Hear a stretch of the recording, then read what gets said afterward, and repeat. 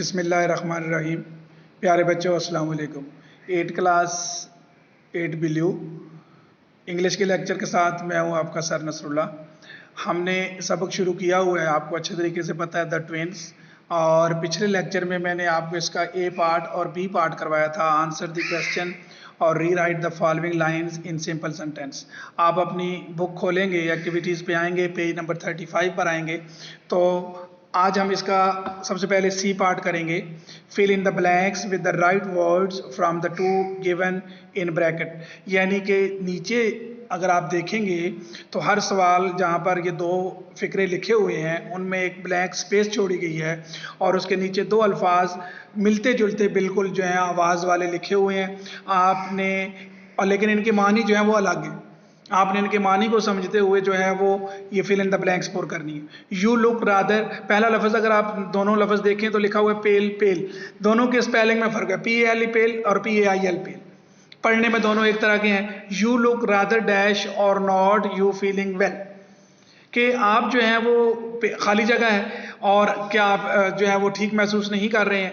तो you look, हम अमूमन कहते हैं आपका रंग बड़ा पीला सा नज़र आ रहा है, क्या हाल है, क्या आपकी सेहत ठीक है, तो इसमें लगेगा पेल, PALE पेल। और दूसरा PAIL पेल होता है, इसे हम डोल भी आप कह सकते हैं, बाल्टी भी आप कह सकते हैं। He went down the hill to fetch a pail of water. पहले में PALE पेल और दूसरे में लगेगा PAIL पेल। आपके सामने स्क्रीन पे जो पिक है उसमें भी लिखा हुआ है, आप अच्छे तरीके से वहां से भी देख के लिख सकते हैं। उसके बाद दूसरा फिक्रा है, अगर आप देखें तो दूसरे फिक्रे में जो लफ्ज़ इस्तेमाल हो रहा है थ्रो थ्रू, दोनों मिलते जुलते लफ्ज़ हैं। थ्रो थ्रू पढ़ने में दोनों तकरीबन एक जैसे होते हैं। और इसमें भी अगर आप देखें तो टॉप पे लगेगा I have read, through all your answer they are good, THROUGH। और दूसरे में लगेगा the ball threw, THREW, the ball out of the window, the boy threw the ball out of the window, के बच्चे ने जो है वो गेंद जो है वो खिड़की से बाहर फेंक दी। तीसरे में है होल और होल। एक होल का मतलब होता है सुराख और एक होल का मतलब होता है तमाम। On the whole you have done very well in your exam, WHOLE whole. On the whole, किया आपने मजमूई तौर पर बहुत अच्छा काम किया। There is a hole in my shoes, मेरे जो है वो जूते में एक सुराख है। तीसरा लफ्ज़ है एक्सेप्ट। एक्सेप्ट, एक एक्सेप्ट का मतलब होता है सिवाय और दूसरे एक्सेप्ट का मतलब होता है कबूल करना। The head master will not accept your explanation, कि हेड मास्टर साहब जो हैं वो आपने जो बातें बयान की हैं या जो आपने जवाब दिया वो उसे कबूल नहीं करेंगे। I have seen all important cities except Quetta, कि मैंने कोयटा के अलावा तमाम अहम शहर जो हैं वो देखे हुए हैं। ACCEPT एक्सेप्ट जो है वो पहले फिक्रे में और EXCEPT जो है वो दूसरे फिक्रे में आएगा। तीसरा फिक्र है देयर और देयर, एक का मतलब होता है यहाँ और एक का मतलब होता है उनका। Can you see the picture over there, THERE there. They have all done their work very well, THEIR their, कि उन्होंने अपना काम बहुत अच्छे तरीके से कर लिया। पीस, पीस, पीस का मतलब होता है टुकड़ा और एक पीस का मतलब होता है अमन। Mother gave me a piece of cake, PIECE piece, इस पीस का मतलब होता है टुकड़ा। We should live peace with each other, हमें दूसरों के साथ अमन के साथ रहना चाहिए, PEACE पीस। ये बिल्कुल आपके सामने फिक्रे जो हैं वो लिखे हुए हैं, आप वहां से अच्छे तरीके से देख सकते हैं। मैं सिर्फ जो है वो आपको समझाने की गरज से जो है वो पढ़ता जा रहा हूँ। I heard what you said, heard का मतलब एक हर्ड होता है सुनना और एक हर्ड होता है रेवड़, वो जो भेड़ों का एक रेवड़ होता है जिसमें 10, 15, 20, 50 कोई भी तादाद होती है। I heard what you sound, मैंने सुन लिया जो कुछ तुमने कहा है, HEARD।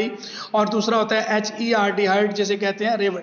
द ड्राइवर, और उसके बाद अगला है ब्रेक और ब्रेक। एक ब्रेक होता है तोड़ना, एक ब्रेक होता है वो लगाना वाली जो ब्रेक होती है। The driver applied the brake, BRAKE brake. और the glass will break, glass टूट जाएगा, BREAK ब्रेक। उसके बाद अगला लफ्ज़ है आवर। आवर, एक आवर का मतलब होता है हमारा और दूसरे आवर का मतलब होता है घंटा। They arrived there an hour late, वो यहाँ पर एक घंटा लेट पहुंचे। HOUR बड़ा कॉमन लफ्ज़ है, ये आपको अच्छे तरीके से पहले भी पता है। Pakistan is our beloved homeland, OUR our, के हमारा बड़ा प्यारा जो है वो मुल्क है। उसके बाद है सोइंग और सोइंग। सोइंग का my sister was sewing my shirt, कि मेरी जो है वो बहन मेरी शर्ट जो है वो सी रही है, SEWING, she is sowing seed in her garden, वो अपने बाग में बीज लगा रहा है, SOWING, सोइंग। तो ये फिल इन द ब्लैंक्स आपने बेटा जो है वो पुर करनी है। दो अल्फाज हैं जिनके मानी जो है वो बिल्कुल जो है वो डिफरेंट है, लेकिन पढ़ने में वो एक जैसे हैं, आवाज़ उनकी एक जैसी है। उसके बाद अगला आप सवाल देखिए, नीचे लिखा हुआ है match the words with the meaning, कि अल्फाज को आपने सही लफ्ज़ के साथ मिलाएं। पहला हिस्सा जो है वो अल्फाज लिखे हुए हैं, दूसरे हिस्से में वो अल्फाज लिखे हुए हैं, और तीसरा हिस्सा जो है उसका जो है वो सही जवाब है लिम्ब। उसके सामने रिलेटिव लिखा हुआ है, लेकिन लिम्ब का जो मतलब होता है वो क्या है, आपको अच्छे तरीके से बुक पेज पे नजर आ रहा है, a part of the body.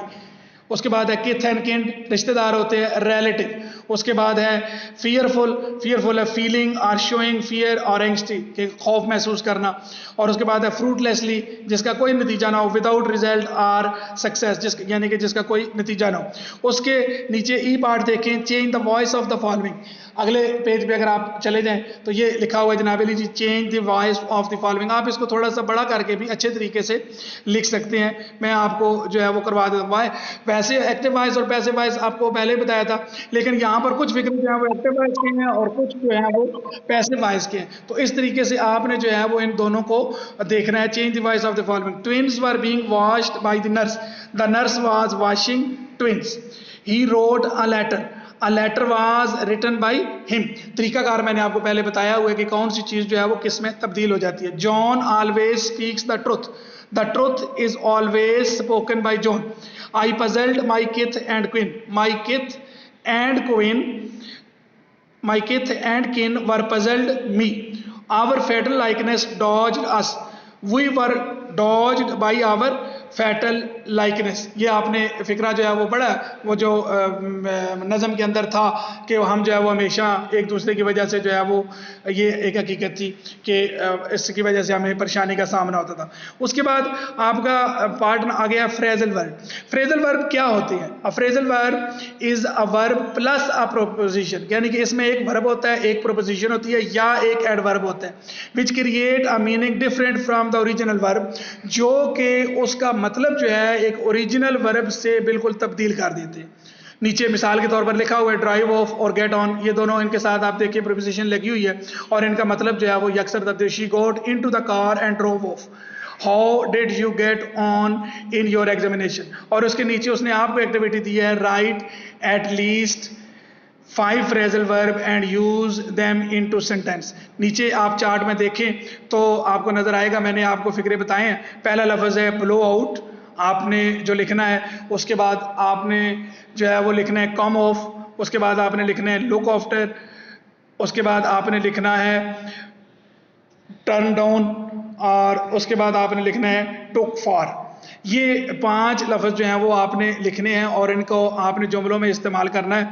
पहला लफ्ज जो मैंने आपको बताया blow out, I blew out the candle, कि मैंने जो है वो फूंक मार के मोमबत्ती को जो है वो बुझा दिया। कम ऑफ का मतलब है तल्लक होना।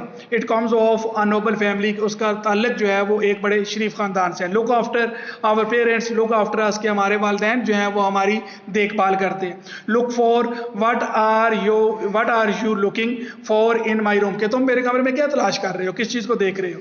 उसके बाद turn down the officer turn down my request, के ऑफिसर ने जो है वो मेरी जो रिक्वेस्ट थी या जो मेरी गुजारिश थी उससे रद्द कर दिया है, उसे नहीं माना है। तो बेटा आज जो है वो आपने एक्सरसाइज का part C, part D, part E, जी मैंने आपको समरी नहीं करवाई, समरी इंशाल्लाह आपको क्लास में करवाई जाएगी। ये जो तीनों हिस्से हैं मैंने आपको करवा दिए हैं, आपके सामने स्क्रीन पे ये लिखे हुए हैं, आपने इनको अच्छे तरीके से समझना है, याद करना है, और जो काम जो है वो बुक पे करने वाला है वो आपने बुक पे करना है। चेंज द वॉइस और ये एफ वाली एक्टिविटी जो अल्फाज लिखने हैं ये आपने अपने होमवर्क वाली कॉपी पे लिखने हैं, बिल्कुल उसी तरीके से जहाँ पर आगे आप काम कर रहे हैं उससे आगे आज की डेट डालनी है, लेक्चर नंबर 2 डालना है, और इसको अच्छे तरीके से लिखना भी है और याद भी करना है। साथ साथ आपने इम्तिहान की तैयारी भी करते रहना है। जैसे गवर्नमेंट की तरफ से ऐलान होगा तो स्कूल खुलेंगे तो आपका इम्तिहान शुरू हो जाएगा, वो पहले बताए गए सिलेबस के मुताबिक, लेकिन साथ साथ जो है वो ये काम भी जो आपने शुरू रखना है ताकि हमारा सिलेबस बहुत ज़्यादा पीछे ना रह जाए। बेटा अपना बहुत सारा ख्याल रखिएगा, खूब मेहनत कीजिएगा। अल्लाह हाफिज़।